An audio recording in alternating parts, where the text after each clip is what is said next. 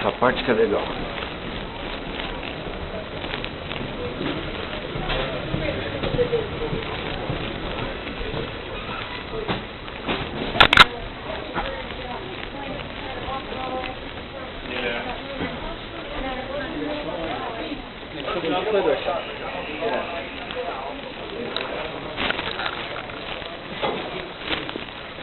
Ele falou 30 graus que estava aqui? É. Caramba.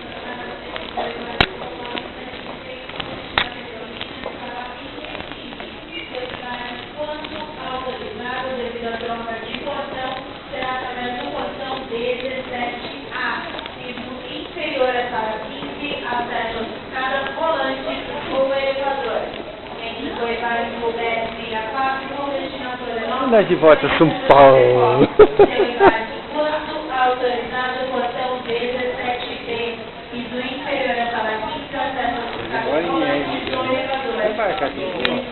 Vamos pra lá? Sei lá pra onde ele vai, mas vamos. Já temos com bagagem, com tudo.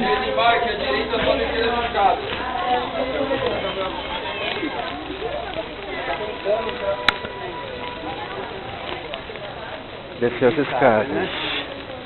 Ninguém sabe. Não gostei de ter ficado do chaveirinho lá, mas...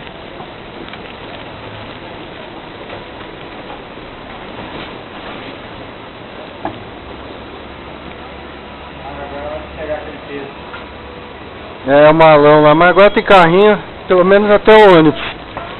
Depois...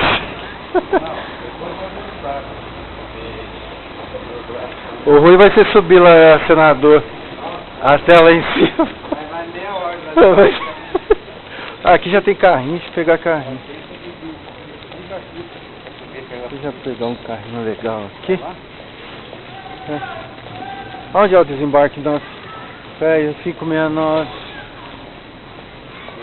Tá lá na ponta, então vamos pegar carrinho daqui, ó. Eu já vou pegar o carrinho aqui. Eu já deixo espaço pra você pegar.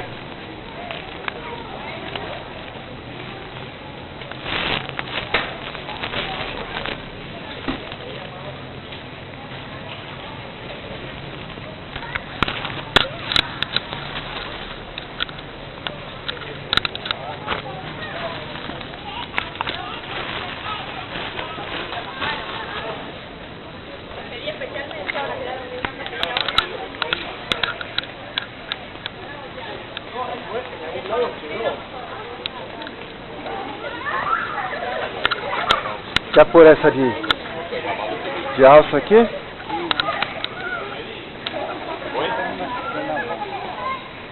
É agora que eu me vejo, agora eu saí do avião.